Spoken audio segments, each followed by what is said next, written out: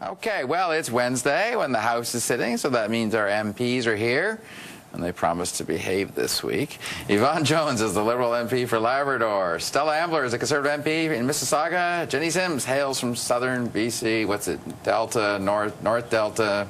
Newton, North Delta. She's for the NDP. Welcome to you all. Thank you, Dan. We don't usually talk polls, but we're talking polls later in the show with Nick Nanos on leadership. But one of the first post-budget polls we've seen came out today on Abacus, and it was kind of interesting.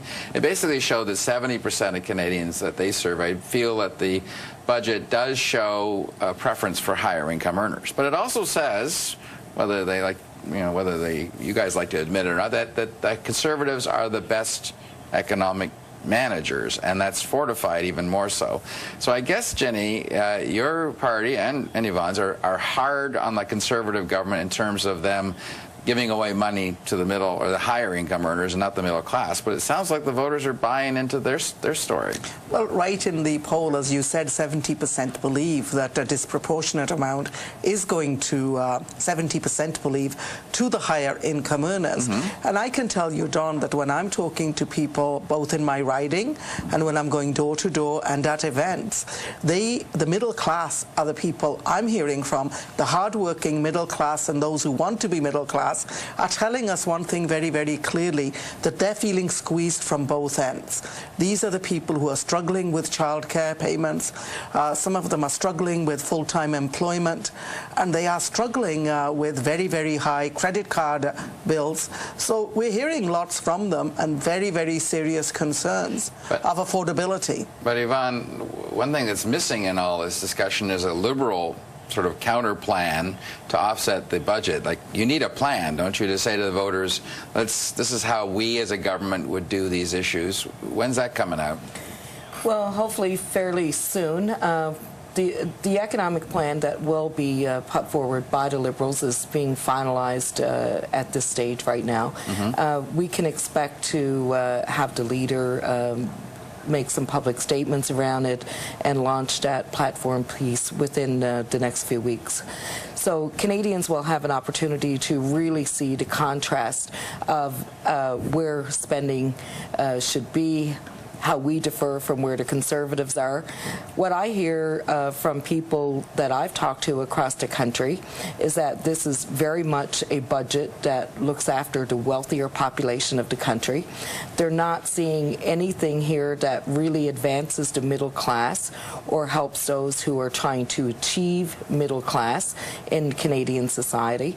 And, you know, their concerns are really around everyday issues that we face. Our jobs, stability, paying for our homes, educating our children, ensuring our children have proper child care.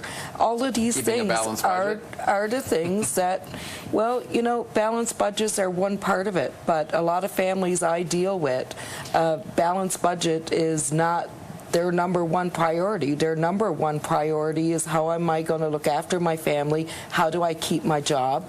And how do I have that security in my life? Then, of course, they want to see the same for their country. Stella, you've got to fight that perception, though, that this was unduly favorable for the middle upper class. It's well, I think that's clearly not the case, especially when you look at something like, just as an example, the family tax cut benefits every single family with children. And I think what's important to note, and I think it's the reason why the polls are showing that Canadians like the budget. I wasn't really surprised to read that about that poll, because it's not surprising that Canadians appreciate a government that puts more money back into their pockets. It's a fundamental difference in how we do business and how we manage the economy. So Conservatives believe that it's Canadians, it's their money to manage, and that they can manage it better. It's not that it's government's money and that we can tell you how best, and the more programs the better. That's not how we look at it. We look at it as putting more money back into your pocket. I should point out only 16% of people in that poll actually knew what was in the budget in any detail. So I was just going to say that, Don, and I'm glad you mentioned balancing the budget. You know, it's how was the budget balanced? By taking money from the contingency fund, from EI, when hundreds and thousands of people who need EI are being denied EI because there have been so many barriers placed in the way. So it's, you know, it's easy to do a shell game, and I feel that's what has been done to show a balanced budget. I got a lot of topics here, so I better move along. The Liberals have a weird preoccupation with attacking the government's advertising policies, saying they're too partisan, it's a waste of money. Why are you fixated on that? On the day after the Auditor, or the day the Auditor General came down, that's all you talked about. Are you really sure that resonates out there with people? Anytime that governments want to take taxpayers' hard-earned dollars and go out there and advertise and promote partisan messages, yeah, it's a huge concern. What's it, 78 million or no, 17 million? 780 million. Wow. That is being used to do just that. And many of these ads, I mean, we've all seen them as Canadians. They appear, very rapidly around election times. They're promoted in prime time events in the country, whether it's the hockey playoffs or some other major event that might be going on. So, you know, it's not by accident that the Conservatives are doing this. But the Conservatives don't take out ads to say we're changing the pension program, so you can no longer get pension at 65, you have to wait till you're 67. They don't take out ads to say that we're going to cut funds that we've allocated for climate change, or we're going to reduce the amount of money that we're investing in environmental programs. So we can't have it both ways here. They don't do ads that speak to that. They do advertising to promote their own message, and I think one very important fact is that so you either lament the fact an NHL hockey game is $100,000 in the playoffs. People watch hockey. 30 student jobs in this country, and this government has cut more student jobs. You can't say people don't know what's in the budget and then not expect there to be some advertising about what's in the budget, what programs are being offered. Maybe there you are should wait things till it's Canadians actually should approved. know. So, well, you know, have a good feeling about that. Quickly, you know, Anya? to advertise programs that have already been approved, or to use good communication skills with the constituents and with our residents, there is no problem with that. But when the advertising is so partisan, and I'm looking to my left and to my right, and really close over 900 million during the Liberal era and over 700 million now during the Conservative era. Look, our money actually went to ads, though. Taxpayers work very, very hard. Canadians are working very hard.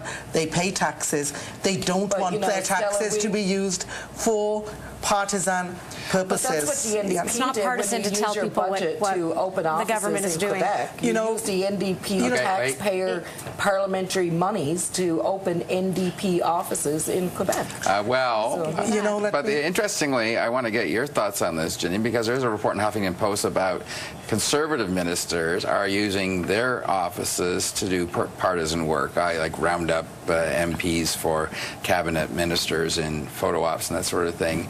I guess you could say, aha, we're all doing it. I'm not going to go there, but what I am going to say, it's very, very obvious that the Conservative government is using the ministers' outreach offices for partisan purposes. And it's I'm sort of saying, not why? obvious. And let me just give you an example. Very quickly. I've heard that these offices are open there for the services of all MPs. I've been an MP for 4 years. I've not had one call from the outreach offices of the ministers to say such and such event is going on. Whereas usually we're kept out of those events and Conservatives are parachuted in. She's right about that. They're government offices for government business. So, well, I'm sorry, Ginny, that is the way it is. Do they ever call you and say, come out to an event, Stella, and stand with the minister or whatever? I'm not a cabinet minister, so they do that. Do I know who the people are?